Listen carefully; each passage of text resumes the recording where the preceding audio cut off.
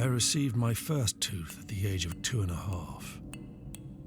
This was, by all accounts, particularly late in a child's development, and meant that I was also late to be weaned.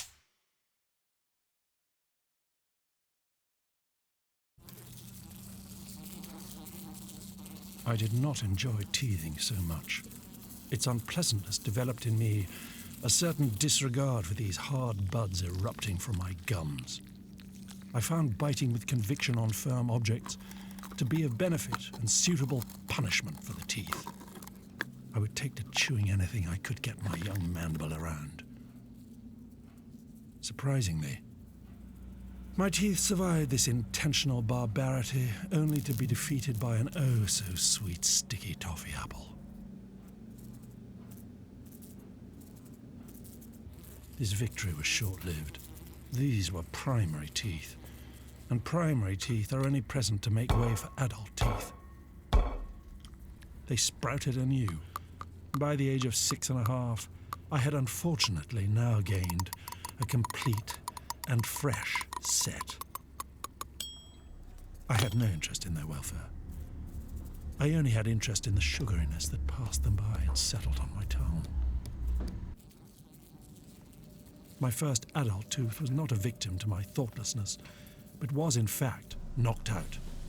At 11 years of age, a pre-planned chance meeting behind the school resulted in an inconspicuous bicuspid becoming an absent bicuspid. The gap left by this missing tooth was thoroughly explored and enjoyed by my tongue with fond reminiscence. I reached the age of 48, continuing to lose teeth. By then, I had lost enough teeth to begin missing them in my day-to-day mastication of food, even if my tongue was now lavishing in the smoothness of its surrounds. I lost 3 more through medical intervention, and through necessity, I gained my first set of dentures. With them came a revelation.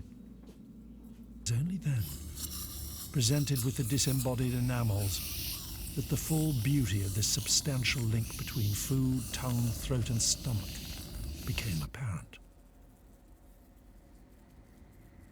I began to place the form of the teeth above the function, vetting and analyzing food for potential risk of the teeth falling foul. Many foods, in fact, became avoided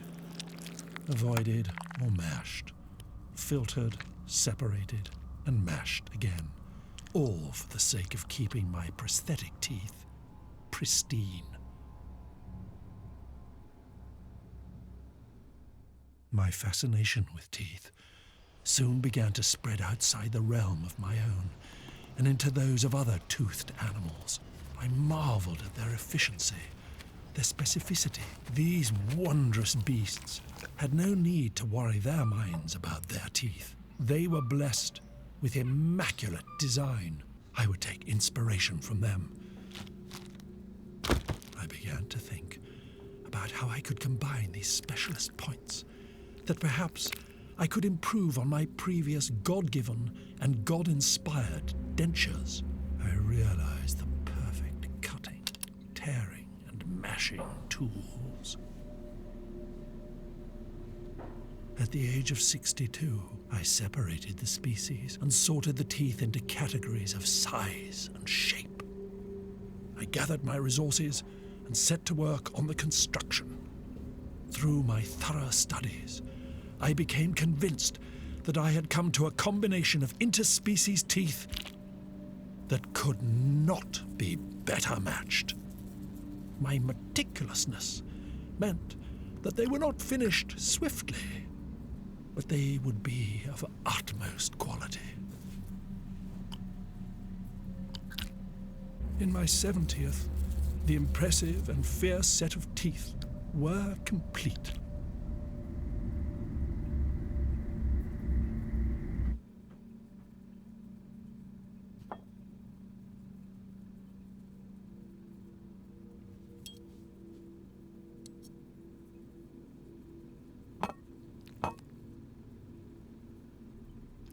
In my 71st year, I lost the tip of my tongue.